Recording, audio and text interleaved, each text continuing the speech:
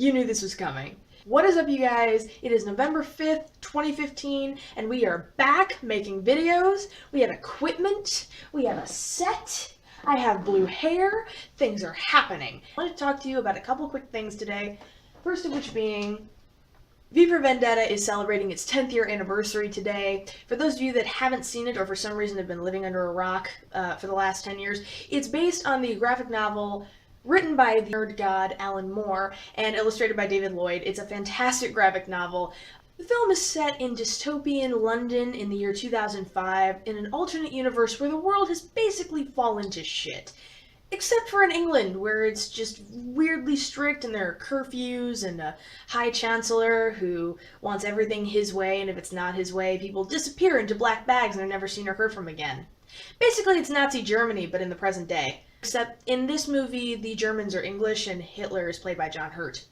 Funny, if it weren't so terrible. The character we all know and love, though, is named V. He is a vigilante, crusader, freedom fighter, if you will, who is going after the people that kidnapped him, ruined his life, horribly disfigured him, took everything he knew and had away from him until he didn't even know his own name.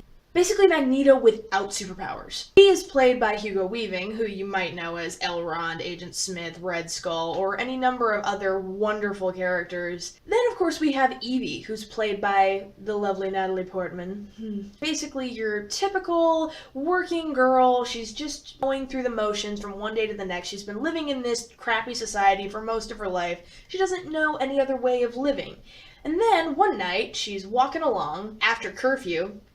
Really not supposed to do that. She gets accosted by these fingermen, basically the High Chancellor's enforcers. They're also terrible people and corrupt and rapey. It's bad. They corner her in an alleyway, and who could possibly be walking by but V? He's on his way out to go blow up a building, but on the way he saves her life and these horrible guys that he later kills for some reason. Sort of like Batman, but without the rules. Crazy. He takes her up to a rooftop and for some reason wants to show her the building explosion. So that happens, and it's to Tchaikovsky's 1812 Overture, which is probably the best music you could possibly play when you're blowing up a building. Who doesn't love that scene? Look, Mummy, they're playing music. And no more Old Bailey. Love it. Then, of course, there are the repercussions. Later the next day, Evie finds out that not only is this man considered a terrorist, but she's considered his accomplice because of facial recognition software. He was wearing a mask, so he can't be caught. She was standing there plain as day, just visible. So, of course, everybody and their brother is looking for her now. She's like the second most wanted person in England. Basically, he ruins her life by saving her life. And that's just the first 10 minutes of the movie. It only gets better from there. Hugo Weaving and Natalie Portman crush it. John Hurt's character makes me want to throw things at my TV. Stephen Fry almost made me cry. Stephen Ray made me question London's police force and who it is that makes somebody chief inspector of the police, because clearly he's not as good at his job as he should be.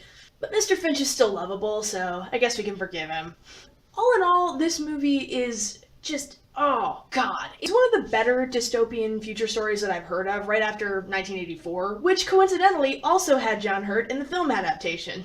Isn't film history fun? God, I don't know what else to say about this movie except if you haven't seen it, today is the day to watch it. It'll make you feel all the feelings. It'll make you really think about society, and especially considering the surveillance aspect in this film and how thoroughly watched and monitored the society in this film is, it really makes you wonder about government presence in our lives. It really makes you think about whether or not we're going down the same path as the people in this film. It just gives you the chills.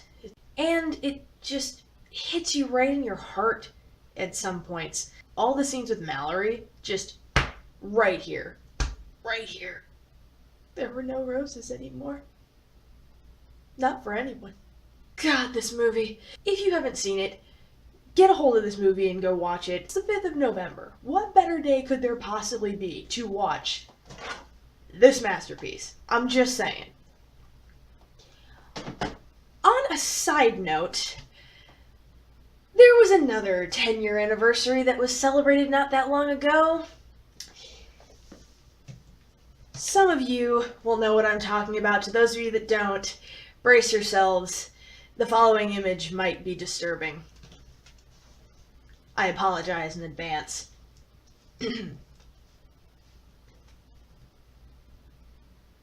I'm so sorry. Yeah, so if you haven't heard, back in September, was it September? It was a couple months ago. Stephenie Meyer released the special 10th anniversary edition of Twilight. That happened. It's been 10 years, a whole decade of this. Why? And as a gift to her fans, as, you know, something new and fun and exciting that we were all waiting for. Why did I say we? No. Them. Anyway, as a special gift to them, Stephenie Meyer released a new addition to the Twilight saga. No, it wasn't Midnight Sun, to the outrage of many, and the amusement of many others. There's a reason I bought the special edition. You probably saw this one coming too. She released this. The first part of the book is the first volume of the Twilight series, the first installment, which is just Twilight with a special edition foreword or something by Stephenie. But then you flip the book over and we have this. Life and Death, Twilight Reimagined. If you haven't heard about it, it's actually quite interesting. It is a Twilight gender-bent AU. All of the girl characters, except for Bella's mom, are now men, and vice versa. All of the male characters are now women. So now Bella is Beau, and Edward is Edith. So the reason I bought this book is not just to revel in the, it's not just to hold it up and ask why. I bought this for a reason. Many of you will have heard of a guy called Alex Day. He's come under a little bit of fire on YouTube recently, but back in the day, a couple years ago, he released a series on YouTube called Alex Reads Twilight, in which he read the first book of the Twilight series cover to cover and gave you his thoughts. I do not follow his videos any longer, but I will admit that despite everything that has happened, and I don't condone any of what has happened, I still watch those videos. I can't help it, you guys. I know it's terrible. It's a terrible situation. But I can't deny that series is hilarious. I mean, it's just because he's British. It could just be the British accent. It just makes everything sound so much more condescending. And he's also tearing Twilight to pieces, so that is an added bonus. I can't help it, you guys. I just can't. And so, in the spirit of ripping Twilight to pieces, and in honor of the 10th anniversary of Twilight, oops, for Vendetta fell. Anyway, so in the spirit of the 10th anniversary of Twilight, I have decided, can't believe I'm about to subject myself to this, a new series on this channel. It's going to kick off on Sunday, and it's going to be called Fangirl Reads, in which I read this from start to finish and give you my thoughts. It's gonna be from an American girl's perspective instead of a British guy's perspective, so maybe it'll be interesting, I don't know, but I'm excited and scared. I hope you appreciate the struggles I put myself through for you, internet. But that is about it for now. I know I'm making this video in the middle of the week, but I'm going to start making regular videos once a week every Sunday. It won't just be the Life and Death series, it won't just be Fangirl Reads. Sometimes it'll be fandom news, sometimes it'll be my own topics that I just decide to go on, and sometimes it'll be this, until this is over with. And then I'm going to try and do Fangirl Reads once a month, going on your guys' recommendations. So if you have any good books that you don't want to torture me with, leave your titles down in the comments. I'd love to read them. I'll track down whatever books you guys send me, so long as you don't tell me to read this again after it's over. So, leave me a comment down below and let me know what you thought. Like this video if you liked it, subscribe if you want to see more of my videos, and stay tuned because this Sunday will be the first edition of Fangirl Reads Life and Death Twilight Reimagined.